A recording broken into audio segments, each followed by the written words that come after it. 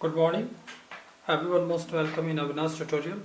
आज की क्लासेस जो है वो हिंदी में है और ये प्रकाश का परावर्तन और ये क्वेश्चन जो है बहुत ही इंपॉर्टेंट है रिगार्डिंग स्लाइड्स एंड नेरिस्ट।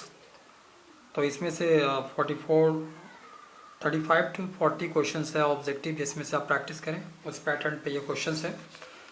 पहला क्वेश्चन है, दाढ़ी बढ़ाने में किस दर्पण का उपयोग होता है अथवा दाढ़ी बनाने में किस प्रकार के दर्पण का उपयोग किया जाता है। तो करेक्ट ऑप्शन है अवतल दर्पण का उपयोग किया जाता है। नेक्स्ट, किसी दर्पण से आप चाहे कितनी ही दूरी पर खड़े हो, आपका प्रतिबिंब हमेशा सीधा प्रतीत होता है।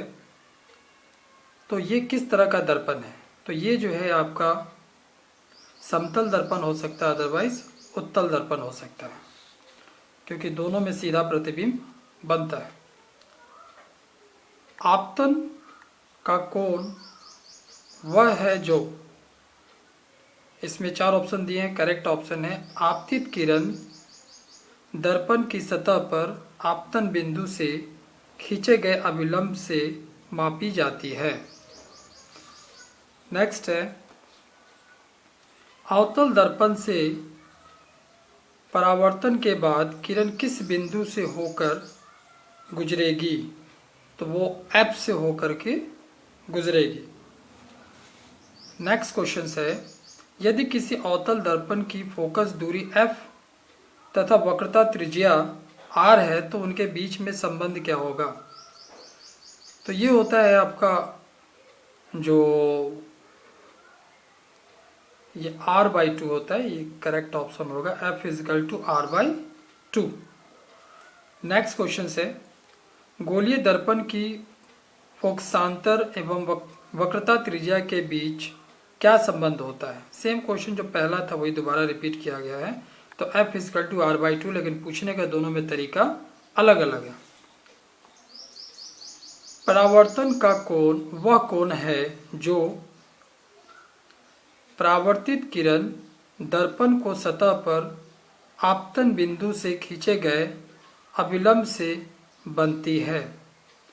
यही ये वो परावर्तन कोण है।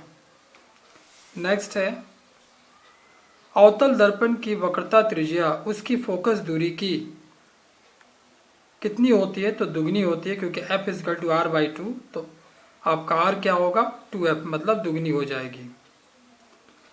अगला है, किसी दर्पण से वस्तु को कहीं भी रखने से वस्तु के बराबर आकार का सीधा प्रतिबिंब बनता है। किस जगह पे बनता है? जगह बताना है आपको। तो वो समतल, वो जो दर्पण है वो समतल दर्पण है, जो कि बराबर आपका जितना यदि किसी दर्पण से वस्तु कहीं भी रखा जाए तो वस्तु के बराबर जो वस्तु का आकार होगा वही उसके प्रतिबिंब का आकार होगा। तो ये केवल समतल दर्पण में हो सकता है। निम्नलिखित में से किस दर्पण द्वारा फोकस पर रखे गए बिंदु स्रोत से समानांतर किरणों पुंज प्राप्त हो सकती है? तो ये है आपका अवतल दर्पण से। अवतल दर्पण द्वारा फोकस पर रखे गए बिंदु स्रोत से समानांतर किरणों पुंज प्राप्त हो सकती है। अगर आप फोकस पे वस्तु को रखेंगे तो परावर्तन होने के बाद वो मुख्य अक्ष से समानांतर जाएगी। ये वही कह रहा है आपसे। किसी गोलीय दर्पण की वक्रता त्रिज्या 50 सेंटीमीटर है तो उसकी फोकस दूरी क्या होगी? तो फोकस दूरी होती है वक्रता त्रिज्या की आधी होती है, तो वो हो जाएगा 25 सेंटीमीटर।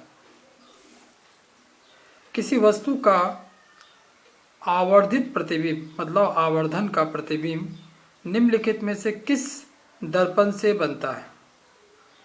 आवर्धित प्रतिबिंब, तो ये अवतल दर्पण से, किसी वस्तु का आवर्धित प्रतिबिंब जो है वो अवतल दर्पण से बनता है।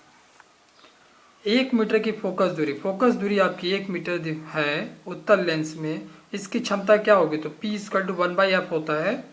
तो आपका ये हो जाएगा 1 डायोप्टर, क्योंकि 1/1 1 ही होता है, तो 1 डायोप्टर। डायोप्टर होता है आपका इकाई लेंस की क्षमता का। किसी अवतल दर्पण से यदि वस्तु को दर्पण के ध्रुव और फोकस के बीच रखा जाए।